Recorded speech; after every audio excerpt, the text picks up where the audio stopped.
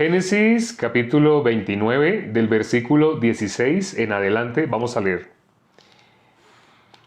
Y Labán tenía dos hijas, el nombre de la mayor era Lea y el nombre de la menor Raquel. Y los ojos de Lea eran delicados, pero Raquel era de lindo semblante y de hermoso parecer. Y Jacob amó a Raquel y dijo: yo te serviré 7 años por Raquel, tu hija menor. Y Labán respondió: mejor es que te la dé a ti y no que la dé a otro hombre, quédate conmigo. Así sirvió Jacob por Raquel 7 años y le parecieron como pocos días porque la amaba. Entonces dijo Jacob a Labán: dame mi mujer porque mi tiempo se ha cumplido para unirme a ella. Entonces Labán juntó a todos los varones de aquel lugar e hizo banquete.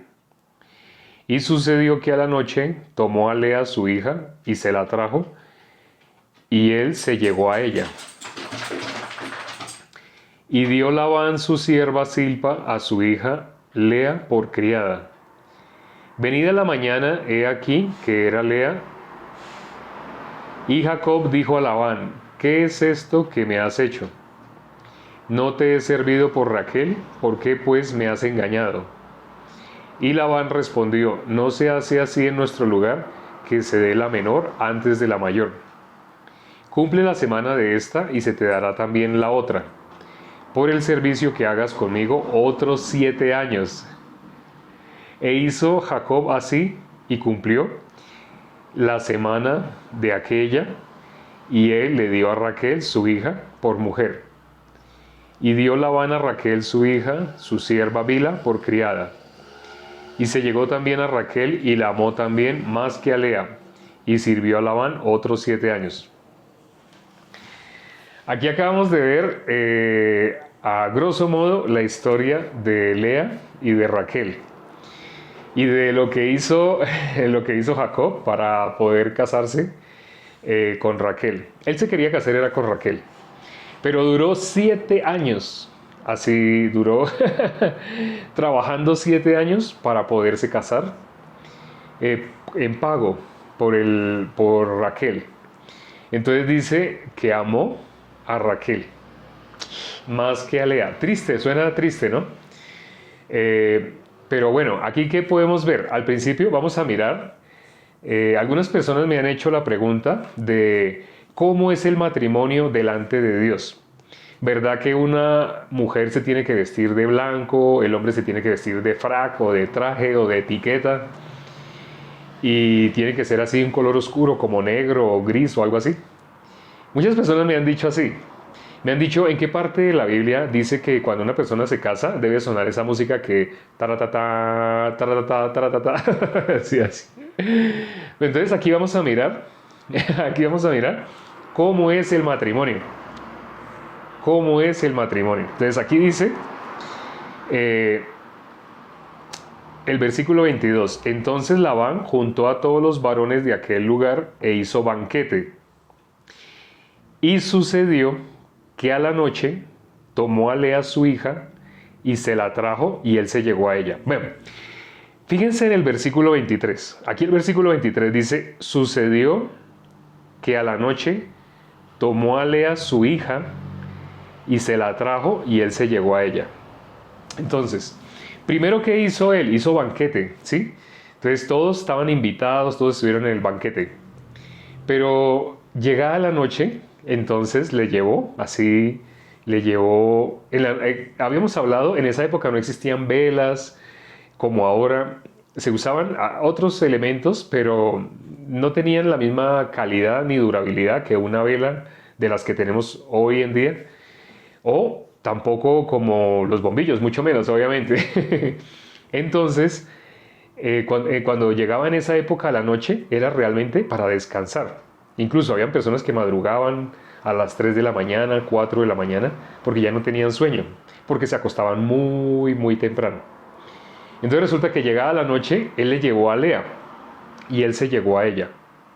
Entonces, en la Biblia muchas personas me habían dicho eso. ¿El matrimonio cómo es? Delante de Dios, ¿cómo es el matrimonio? algunas personas que me dicen, a mí en la iglesia me dijeron que yo estoy en pecado, porque yo no me he casado. Yo llevo tantos años viviendo en unión libre. Así muchas personas me consultan casi a diario, me hacen esa pregunta.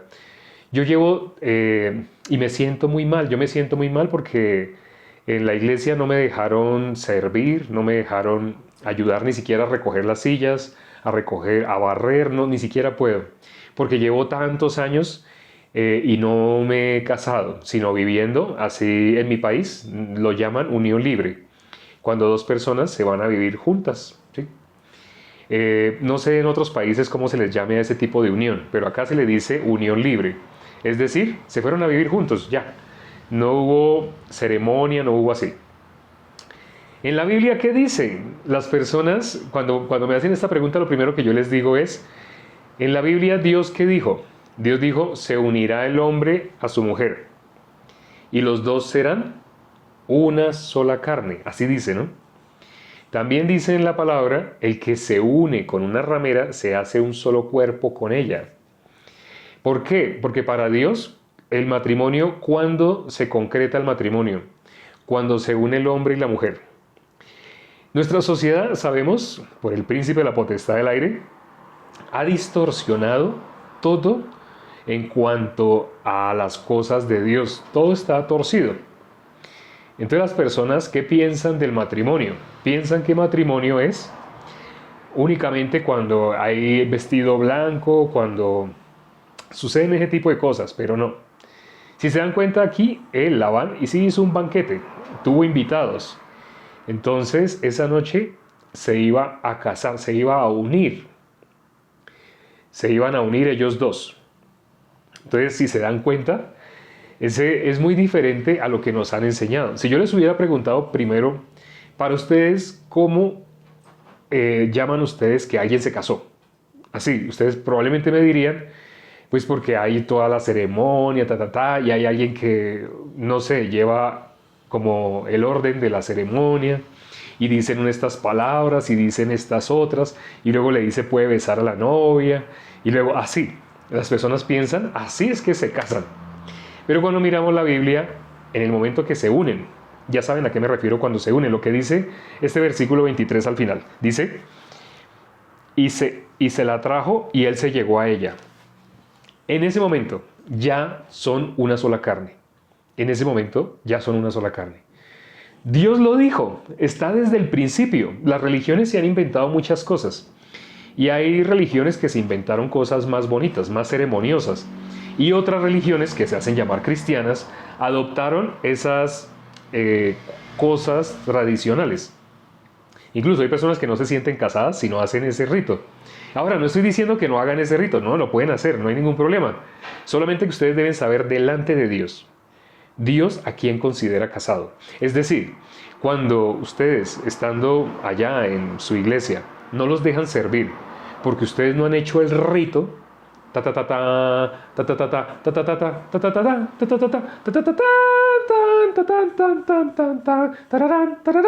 cuando ustedes no han hecho eso, entonces pareciera los hacen sentir, ustedes no están delante de Dios casados. Error. No están delante de la ley casados, delante de los hombres no están casados, pero delante de Dios sí.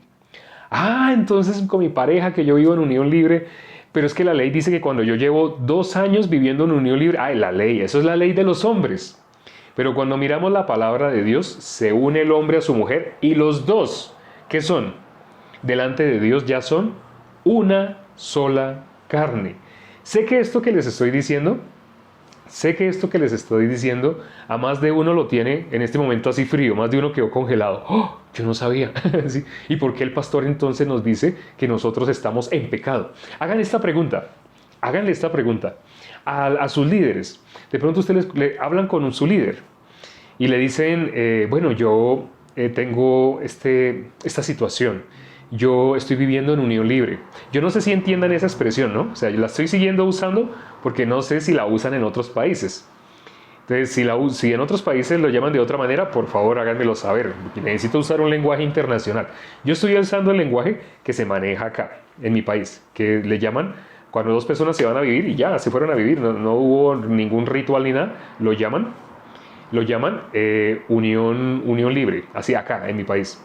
No sé cómo los llaman en Argentina, no sé cómo le dicen a esa unión cuando dos personas se van a vivir, no sé cómo le dicen, no sé cómo, unión civil, de hecho, en Argentina. Ah, perfecto, gracias. Unión civil, de hecho. Unión civil, de hecho. Ah, bueno, entonces ya entienden el vocabulario. Unión libre, en México también le dicen unión libre. Ah, bueno, en Argentina no se conoce esa expresión de unión libre, no. Solamente unión civil, de hecho. Bueno, aquí le dicen unión de hecho, pero cuando legalmente lleva más de 2 años viviendo en unión libre. Entonces, cuando llevan más de 2 años viviendo en unión libre, entonces ya legalmente se dice unión civil de hecho, se dice unión de hecho. Así, se le dice convivientes en Perú. Excelente, vea, no conocía. Y yo he estado en Perú muchas veces. Con todo respeto, con todos los hermanos que hay en este momento, hay hermanos de Argentina, de México, de Bolivia, inclusive hay muchos hermanos que hablan español y están en Estados Unidos, hay de Los Ángeles, de Boston, de Nueva York, muchos me escriben, hay de República Dominicana, Unión Libre, gracias, se juntaron, no sabía aquí donde vivo se dice se juntaron, sí, gracias, sí, esa expresión también se usa acá. Aquí les dicen de una manera más chistosa arrejuntados, sí, arrejuntados, así les dicen, yo no sé por qué, pero como de una manera popular, le dicen arrejuntados, así dicen. De Nicaragua, también hay hermanos de Nicaragua, pero entonces con todo respeto, ya que hay hermanos así de muchos países, les voy a decir, después de Colombia, el país que tengo en el corazón, o sea, el país que más amo, conociendo muchos países, pero el país que más, Perú. Sí. Entonces por eso espero que no se sientan mal los otros países, como no están discriminados, solamente que mi corazón está con los peruanos. Los peruanos tienen una característica diferente a nosotros los colombianos. Nosotros los colombianos somos muy hipócritas. Sí, disculpe, ¿no? También, si hay colombianos, no se ofendan, ¿no? Si ustedes no conocen a los peruanos, aprendan. Entonces, los peruanos cuando algo no les gusta, lo dicen de frente, ¿sí? O sea, exhortación. ¿Han oído la expresión exhortación? Una ordenanza para la iglesia de nuestro Señor Jesucristo, es exhortaos unos a otros. Los peruanos exhortan. Ellos cumplen muy bien ese mandato para la iglesia. Ellos sí exhortan. Cuando una persona, no sé, está quejándose así y es de otro país, le dicen, ¿tú qué haces acá? Vete para tu país, vete para tu país. Así fácil, así, sí. En cambio nosotros aquí en Colombia somos hipócritas. Puede que sintamos el deseo de decirle, ya estoy cansado de que se queje, así un ejemplo. Pero no lo decimos, sino le decimos, ¿no te ha gustado? ¿No te sientes bien? Así, como decimos otra cosa diferente. Somos, por decirlo de alguna manera, muy diplomáticos. Pero esa diplomacia raya en la hipocresía. Así somos. Lo sé porque he comparado las culturas. Al comparar las culturas, cuando uno está en Perú y llega aquí a Colombia, uno ve lamentablemente eso. Ve mucha hipocresía, mucha falsedad. Se muestran unas cosas que no son. Incluso los colombianos que dan como comentarios agresivos en los videos de TikTok, lamentablemente son anónimos, no se identifican. Si fuera un peruano y no le gusta, lo dice, así se vea el nombre de él. Sí, así no importa. Porque son, como dicen, frenteros. Bueno, entonces aquí en Argentina es igual, salvo que hay mucho ego. Sí. No, tranquila. Lo de ego, creo que eso creo que lo conocemos todos. Y sí, tienes razón. En Argentina, sí, no solo es fama, sino que sí, realmente hay mucho ego. Mucho ego, sí, ya dejémoslo así. Entonces, pero igual, los hermanos de Argentina también, un abrazo para todos los hermanos de Argentina. Entonces, bueno, les estaba contando acá,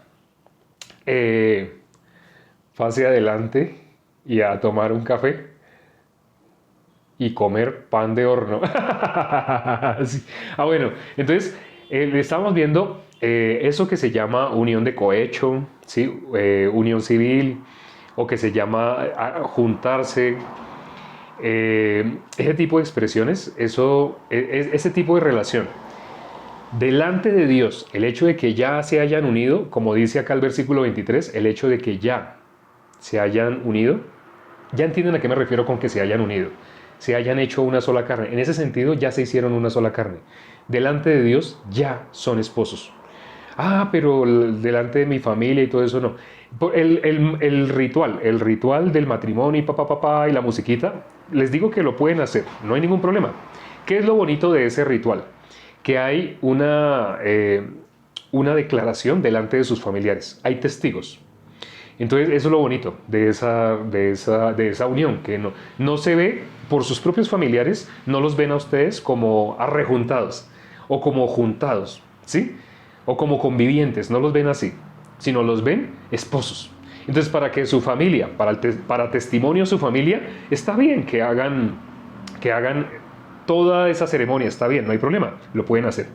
Pero quiero que sepan que delante de Dios, el hecho de que ya se hayan unido, que les digan convivientes, que les digan unión libre, que les digan arrejuntados, juntados, etcétera, etcétera, delante de Dios ya son esposos. Algunas personas dirían, ay, pero yo tengo una primita que ella pues es muy joven, así está en el colegio y a los 13 años ya con un muchacho, ¿usted me entiende? Yo les digo, sí, yo entiendo, delante de Dios ya, esa niña no fue formada con principios cristianos. Si conociera la Biblia, sabría que eso que hizo la niña fue ya, se unió. Si después, no sé, pasados 10, 15, 20 años, ella tiene toda una ceremonia y todo eso, delante de la familia va a estar casada, delante de Dios ya está casada, delante de Dios ya se casó, ¿sí? Y bueno, y ya sabemos, si está casada y vuelve y hace eso, ya se llama adulterio. Delante de la familia, ese sería el primer matrimonio, pero delante de Dios, no, ya está casada. ¿Sí entienden? O sea, no sé si se dan cuenta la magnitud de qué es delante de Dios. Muy diferente. Dios no mira lo que mira el hombre. Nosotros no llamamos casado hasta que no vemos toda la ceremonia. Pero cuando miramos la Biblia, no es así. Cuando miramos el punto de vista de Dios, no es así. Y está escrito: se unirá el hombre a su mujer y los dos serán una sola carne. ¿Sí? Espero que les quede claro. Y como le digo, algunos se pueden asustar, pero no se asusten. Si en algunas supuestas iglesias les dicen que ustedes están bajo pecado, ustedes le pueden decir a sus líderes de esta manera. Le dicen, pero pastor, por ejemplo, le dicen, es que yo tengo esta situación, yo estoy como conviviente con mi esposo, con mi esposa, yo estoy en unión libre, yo estoy así. Ustedes le dicen así y él, ¿qué les va a decir? Ay, ustedes están en pecado. Háganle esta pregunta. Cuando sus líderes les digan así, ustedes están bajo pecado, ¿saben ustedes qué le pueden contestar? Sí, disculpe, con todo respeto, una pregunta. ¿Usted no es pecador? Hoy hemos subido un video, desde ahora los videos, otra vez les vamos a poner numeración. Porque resulta que los primeros 150 videos que subimos estaban numerados. Porque era el Salmo 1, el Salmo 2, el Salmo 3, así. Todos los días subíamos Salmo 1, el día 19 subimos el Salmo 19, así sucesivamente, hasta que completamos los 150 salmos. Pero después de eso tratamos de colocarle numeración, pero le colocamos numeración como a 5 nada más, y de ahí en adelante se armó un desorden. Entonces tal vez pensé que como el formato de TikTok era no colocar numeración consecutiva o algo así, entonces yo pensé, vamos a hacerlo de esa manera, a ver si es que es mejor así. No, no es mejor. Cuando queremos guiar a alguien a un video específico, ya no podemos. Si está entre los primeros 150 salmos, sí le podemos decir, vea el video del Salmo 1, del Salmo 2, del Salmo 33. Les recomiendo. Si no lo han visto, ahorita apenas termine el en vivo, vean el video del Salmo 33. Bueno, pero fuera de ese paréntesis, ahora les vamos a colocar numeración. Todos van a tener un numerito arriba. Bueno, y curiosamente el de hoy, que era el video 0, teníamos que colocarle también el 0 en el título. Se olvidó, pero de ahora en adelante todos deben llevar en el título el número que corresponde, y arriba, mientras están viendo el video, siempre se va a ver el numerito, ¿sí? Ese paréntesis, ¿por qué? Porque es importante poder guiar a las personas. Cuando alguien hace una pregunta, le decimos, ve al video 30, ve al video 50, ve al video 100. Entonces, nuevamente se van a numerar los videos. Para que haya una diferencia, ahora vamos a usar un mismo color, el color blanco de fondo en el texto.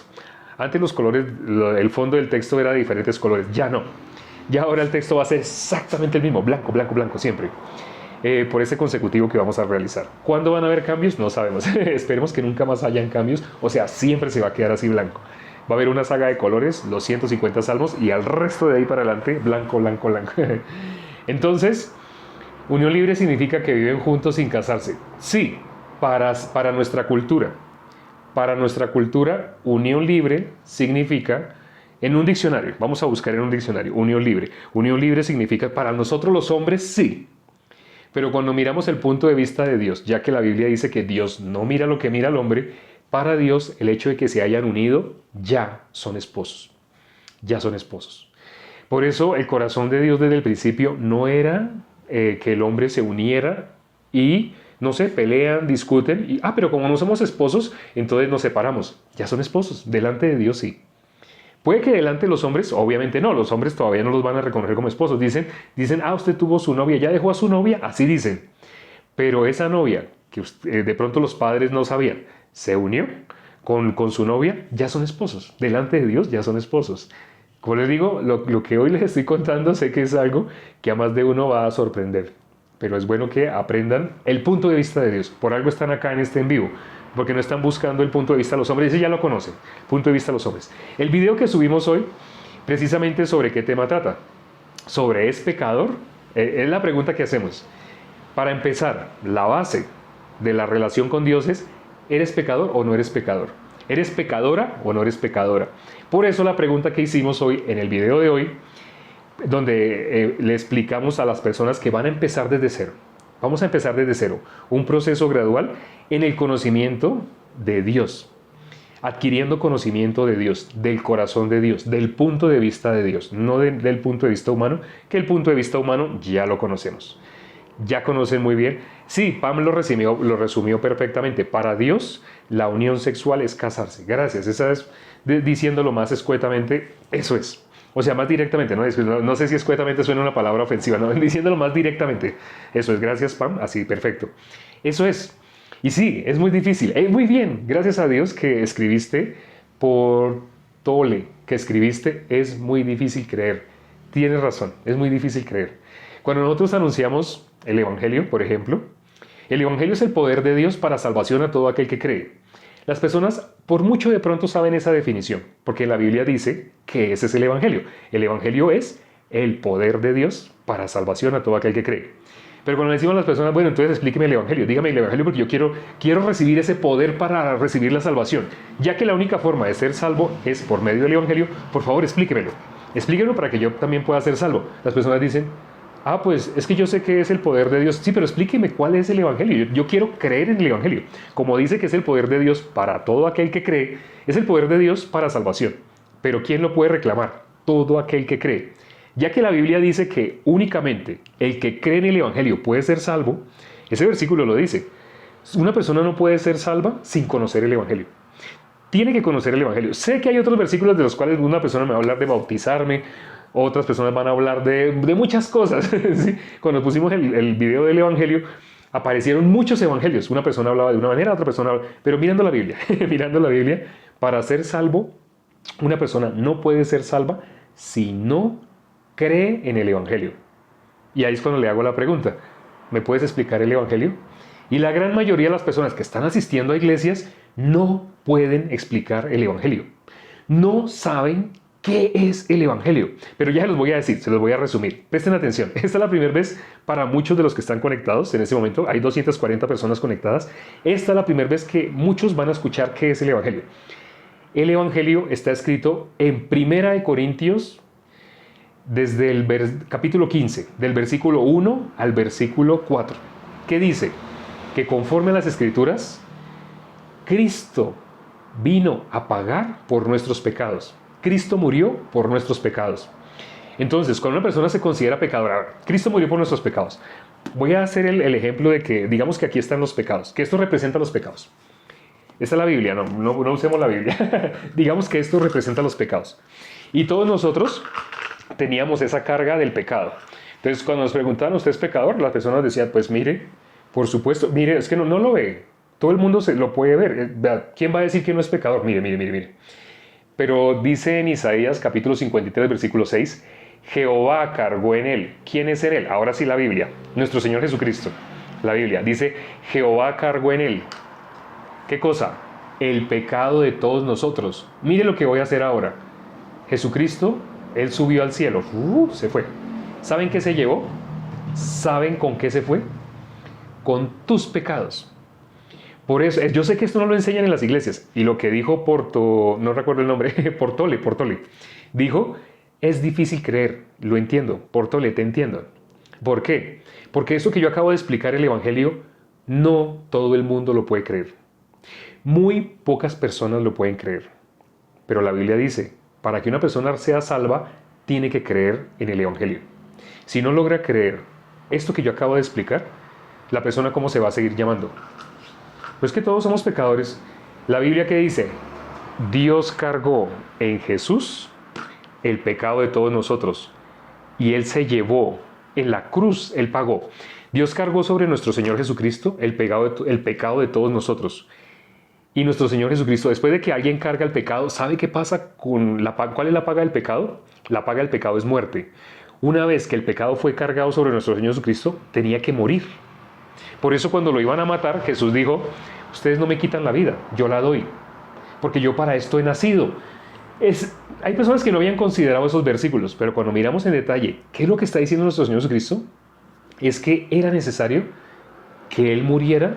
Si él no moría de la manera que murió, y si Él no recibía los pecados de nosotros, hubo un momento en el cual los pecados de todos nosotros pasaron a Jesús. Esto no lo sabe casi nadie. Por eso cuando unas personas me hablan, es necesario bautizarse, porque hay un versículo que dice que es necesario bautizarse para ser salvo. No dice, es necesario. Cuando la persona lo lee, se da cuenta, leyendo el versículo que está antes, el versículo que está después, no se está refiriendo a que si una persona se bautiza puede ser salvo. No está hablando así.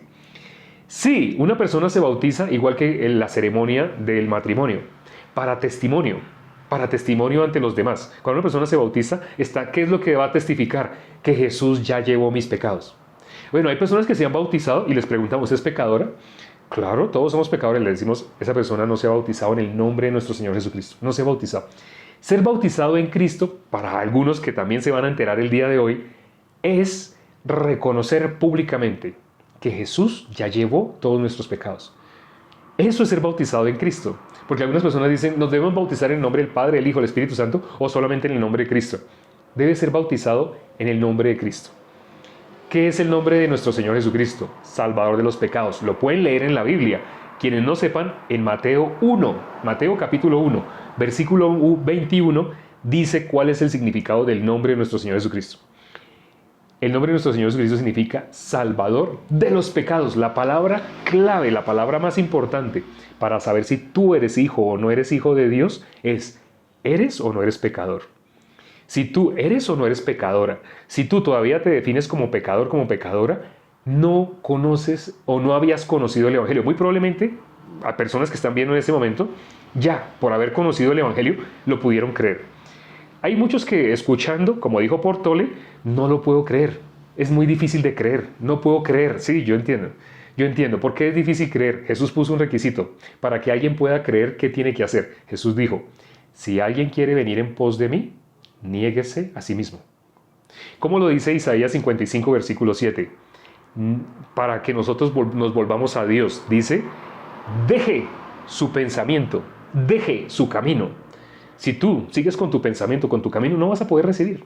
Para poder recibir la palabra, tienes que coger todo lo que te han enseñado. Es que yo desde niño hice esto, y luego ya siendo adulto me nombraron diácono, me nombraron ujier, Tienes que botar todo a la basura. Todo eso que tú has creído que ha sido un cristianismo, qué pena, pero te estoy diciendo la verdad. Tienes que botarlo a la basura. Si no botas a la basura, no puedes recibir. No se puede colocar un remiendo en un odre viejo, un remiendo nuevo. Es decir, tienes que botar ese odre. Tu odre debe ser nuevo. Nueva criatura es. ¿Sí? Las personas que han recibido la salvación, ¿cómo se ven? ¿Cómo las ve Dios? Como nuevas criaturas. Si tú tratas de tener la religión que has tenido y a la vez ponerle el remiendo de esto me gusta esto, de esta religión me gusta esto. Si te definías como pecador, no tenías ninguna relación con Cristo.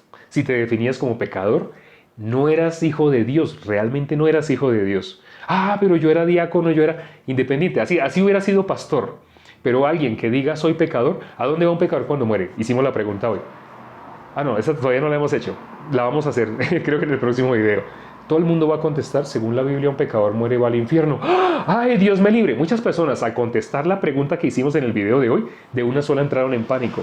¡Ay, Dios tenga misericordia de mí! Nunca les habían hecho esa pregunta. ¿Usted es o no es pecador? No les dé miedo hacer esta pregunta a sus familiares, a sus seres queridos. Hagan esa pregunta. De pronto nunca se las han hecho, pero cuando ustedes se las hagan, y es que es muy probable que sea la primera vez que alguien se la haga, si ustedes, ya siendo justos, ya habiendo recibido la salvación, habiendo creído en el Evangelio, si ustedes le hacen esa pregunta a sus familiares, tienen la gran posibilidad de que sus familiares reciban la salvación, de que por lo menos empiecen el camino que es necesario para ser salvo. Lo primero que hay que reconocer es que se es pecador. Una persona no puede ser libre del pecado si no ha sido pecadora, ¿sí? Pero las personas que son término medio, o sea, los religiosos, los que dicen, sí, yo soy pecador, pero a la vez yo soy hijo de Dios. A esa persona explicarle el Evangelio es difícil, porque esa persona no es ni frío ni caliente. ¿Esa persona dónde está? Sí, yo sé que soy pecador y yo creo que todos somos. Y empieza a hablar de los demás. Pero yo creo que a pesar de eso, y empiezan a hablar un poco de cosas que no tienen nada que ver con la salvación, no tienen nada que ver con el corazón de Dios. Bueno, para eso está este perfil, para aclarar todo. Y los videos que siguen, estén atentos a los videos que siguen, porque vamos a llevar un consecutivo para que toda persona, por muy ignorante que sea, pueda salir de la condenación del pecado. Vamos a dejar hasta acá, vamos a orar ya para terminar. Padre, gracias por este tiempo que nos has permitido para considerar tu palabra. Te pido por las personas, en este momento hay personas que ya son salvas, que están en este en vivo, pero hay personas que no. Hay personas que hoy por primera vez escucharon el Evangelio. Hay personas que de pronto, escuchando hoy el Evangelio, lo pudieron creer. Si lo pudieron creer, ya son justos. Pero también hay personas que, habiendo escuchado, muy probablemente, como dijo Portole, es difícil creer. Es que es difícil creerlo, ¿sí? Entonces, muchas personas difícilmente van a poder creer porque están llenos. En un vaso que ya está lleno no se puede echar algo nuevo, no se puede echar algo limpio. Toca primero lavar ese vaso, desocuparlo, lavarlo. Así permite que el corazón de las personas que entraron el día de hoy, si todavía no han podido recibir la salvación, permite que tengan el valor, el coraje para botar toda la basura, como dijo el apóstol Pablo. Todo lo tengo por basura. Él tenía una hoja de vida impresionante. Él era hebreo de hebreos en cuanto a la ley fariseo. Era intachable. Pero él, después de que mostraba su hoja de vida, decía, todo eso lo tengo por basura. Todo lo que él había hecho toda su vida, él se dio cuenta, es basura. No le servía de nada para la salvación, para la vida eterna. Permite que el corazón de las personas que todavía no han recibido la salvación tengan la valentía de poder seguir, continuar, perseverar, hasta que puedan alcanzar la salvación. Te lo pedimos con un mismo corazón junto con los hermanos que en ese momento también están orando conmigo por el alma de las personas nuevas, y hemos orado en el nombre de nuestro Señor Jesucristo. Amén. Gracias, hermanos, amigos, invitados, quienes asisten por primera vez, invitados, las personas que vienen una vez, otra vez no, a veces sí, a veces no, y todos los que estuvieron el día de hoy. Nos vemos mañana. Nuestra cita es siempre a la misma hora. En ese momento mi reloj dice que son las y 35. Bueno, las y 36. Ya faltan unos segundos para las y 36. Es decir, nosotros empezamos este en vivo hace 36 minutos. Y todos los días es así, a la misma hora en punto. ¿Sí? Nos vemos mañana. Chao.